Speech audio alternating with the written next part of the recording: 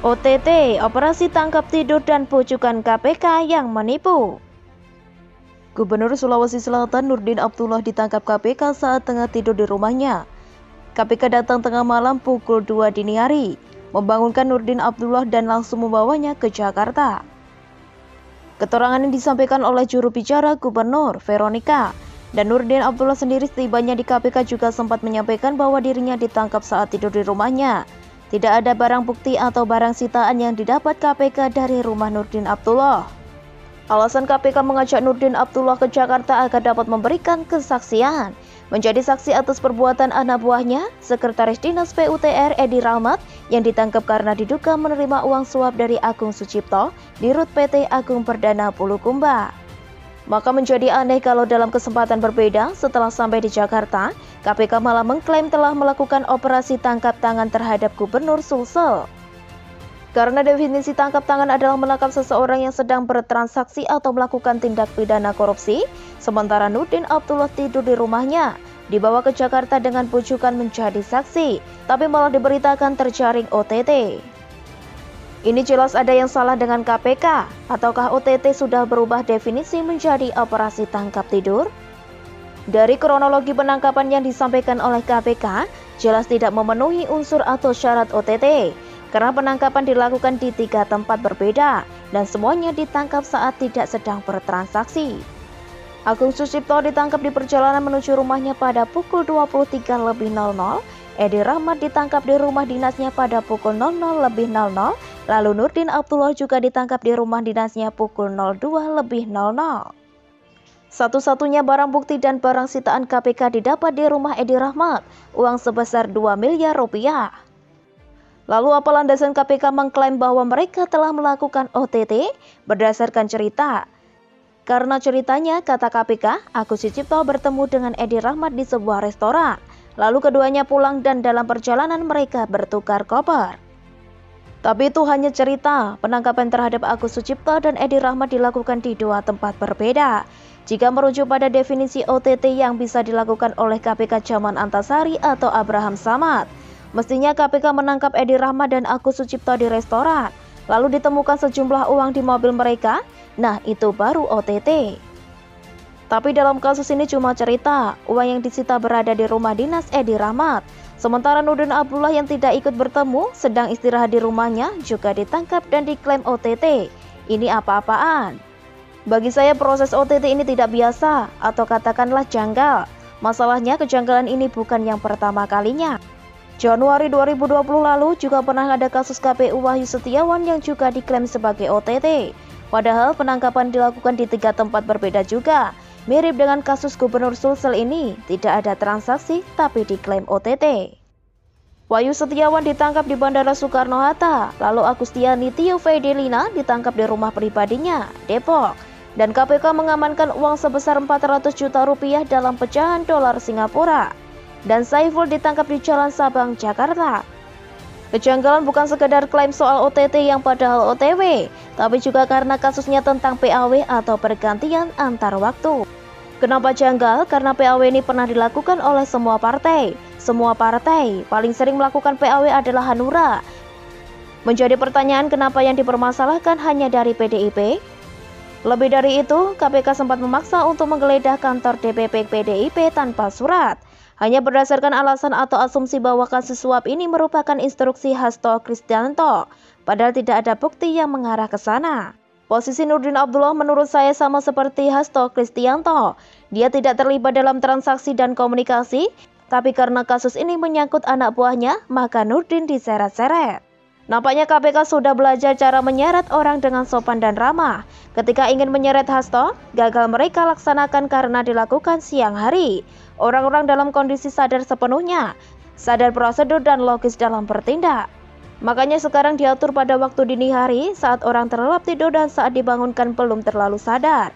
Kemudian dibujuk ke Jakarta karena alasan menjadi saksi, tapi setelah itu KPK mengklaim telah melakukan OTT di hadapan KPK, sehingga status Nurdin Abdullah lebih mudah dijadikan tersangka. Secara politik ini menarik karena beberapa hari sebelumnya PDIP menjadi satu-satunya partai politik yang secara survei justru meningkat hasil suaranya dari pemilu 2019, yakni 19,7%. Sementara partai-partai lain turun drastis seperti Demokrat hanya 4%, Nasdem 1,4%, Golkar 3,4%. Dan sehari sebelum OTT operasi tangkap tidur terhadap Nurdin Abdullah, kader PDIP, jika mendadak bicara soal buzzer, padahal tidak ada isu pemantiknya. Secara kebetulan Wakil Gubernur Sulsel adalah Andi Sudirman Sulaiman yang merupakan adik mantan Menteri Pertanian Amran Sulaiman yang selama ini dikenal sangat dekat dengan JK. Yang artinya kalau gubernur ditangkap KPK, maka otomatis wakil akan menggantikannya. Tulisan ini tidak dibuat untuk membela Nurdin Abdullah yang luar biasa itu. Sukses dari Bantaeng hingga Sulsel, karena sehebat-hebatnya pejabat sekali korupsi ya tetap saja harus diproses. Saya hanya melihat ada sesuatu yang janggal dan tidak biasa. Mana bisa diajak jadi saksi dan memberi kesaksian, tapi kemudian statusnya naik menjadi OTT dan langsung dijadikan tersangka. Begitulah kura-kura.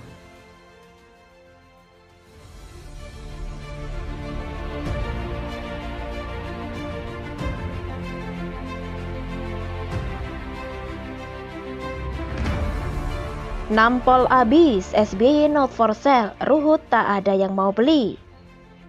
Penulis jujur bingung dengan Partai Demokrat yang semakin hari semakin autis. Mereka yang bikin isu kudeta sendiri, mereka yang ribut sendiri. Mereka yang bertanya pada Jokowi, mereka pula yang menjawab kalau Jokowi tidak tahu menahu kudeta Partai Demokrat. Masyarakat pun sebenarnya tidak terlalu peduli. Penulis lihat kebanyakan di media sosial juga hanya menyindir SBY dan keluarganya beserta kegagalan partainya. Tidak ada yang peduli dengan kudeta di Partai Demokrat, selain dari orang-orang Demokrat dan buzzernya itu sendiri. Selain tidak ada yang peduli, isu kudeta Partai Demokrat juga tidak berpengaruh apa-apa terhadap dunia politik tanah air. Elektabilitas Agus tidak naik, popularitas mandek, SBY masih dikenal dengan Raja Prihatin serta Raja Curhat, dan tentunya Candi Hambalang masih merupakan bangun legend yang ada di Indonesia. Semuanya tidak ada yang berubah. Mungkin karena hal tersebut, SBY sampai turun tangan dan kembali mengeluarkan kata-kata yang berpotensi jadi legend seperti kata Prihatin. Berikut ucapan SBY dikutip kompas.com.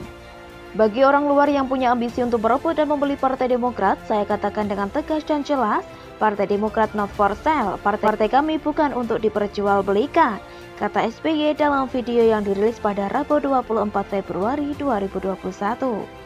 Orang luar yang dimaksud jelas Muldoko. Sebenarnya Muldoko juga tidak terlalu peduli dan dia lebih sibuk bekerja dan menikahkan anaknya. Tapi karena namanya terus disebut akhirnya risih juga. Hal ini bisa dimaklumi, ibaratnya kita terus-menerus diperdengarkan hal yang tidak penting bagi kita. Jelas kita akan meminta untuk orang yang berbicara hal tersebut untuk berhenti mengucapkannya. Muldoko akhirnya membantah tudingan tersebut. Ia mengaku tak punya hak untuk mengambil alih kepemimpinan Partai Demokrat karena bukan bagian dari internal partai.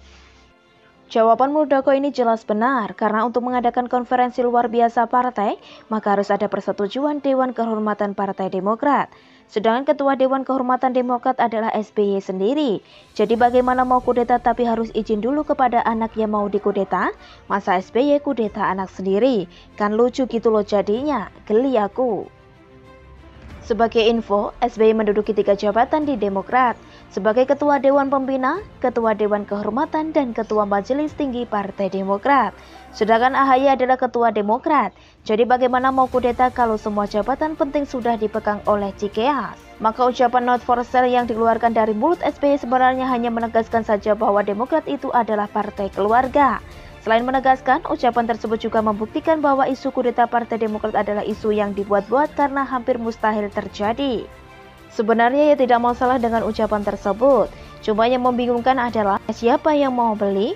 Ini ibarat cowok yang berkata kepada seorang cewek bahwa dirinya tidak mungkin mencintai wanita tersebut.